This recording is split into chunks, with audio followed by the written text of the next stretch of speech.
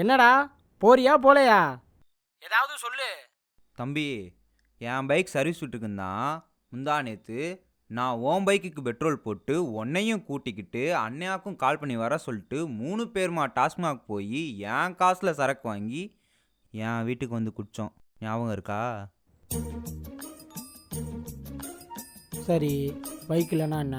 அதான் கார் இருக்குல்ல, அதை எடுத்துகிட்டு போ. தம்பி, என் பைக் சர்வீஸ் கொடுத்துட்டேன். காரை அக்கா எடுத்துகிட்டு ஊருக்கு போயிட்டாங்க.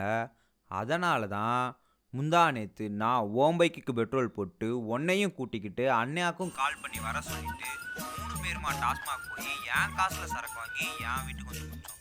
ஞாபகம் இருக்கா? தப்பு தான்டா, ஏன் தப்பு தான்.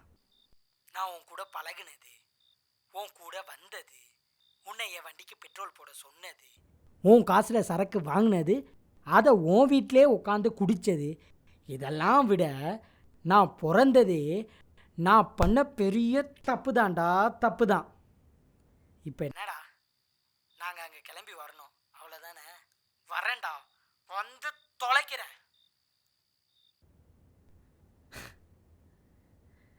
ஆனால் மார்கழி மாதம் அதுவுமா புதுசாக கல்யாணம் ஆனவனை இந்நேரத்தில் அங்கே வர வைக்கிறல்லடா நீ. நல்லா இருப்படா, நல்லா இருப்ப.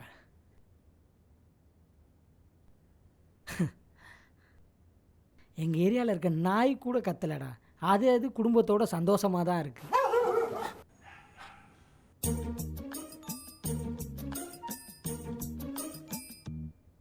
என்னை கத்த விட்டு அதுங்களையும் டிஸ்டர்ப் பண்ணிட்டேடா நீ.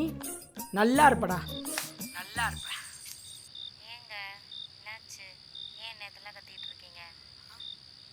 ஒன்றும் இல்லைம்மா, நீ தூங்கு. இவன் தூங்க விடாம சாவடிக்கிறான், இவன் தூங்கியே சாவடிக்கிறான்.